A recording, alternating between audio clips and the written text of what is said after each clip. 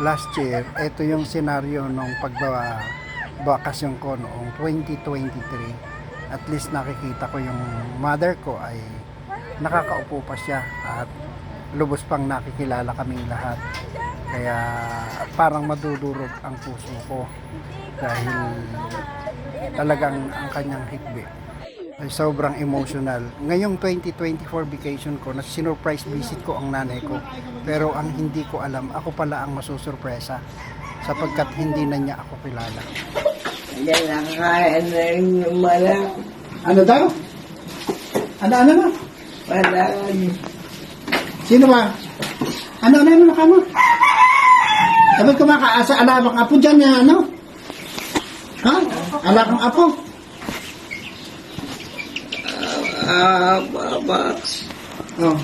Ano? Kilala mo ba yan? Siya. Sino yan? Asawa ni Angge. Hindi mo nakilala si Angge, yung apo mo. Kilala. Ha? Kilala. Oh, ako, kilala mo. Sino ba ako? Di ba si Konga? Sino? Sino daw? Ano wala? Anak ni Mario.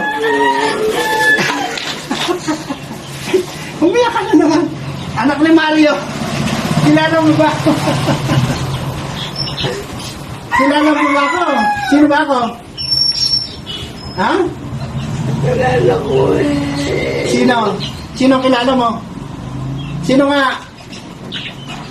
Sino nga kilala mo? Sino? Asawa ko. Ang kilala mo yung asawa ko. Si Pele. Kilala mo yung asawa ko. Hindi mo rin kilala. Hindi ka na nakakilala. Hindi mo na ba kilala yung anak mo sa abroad? Oh, si Ogie. Oo. Si Oge. Oo.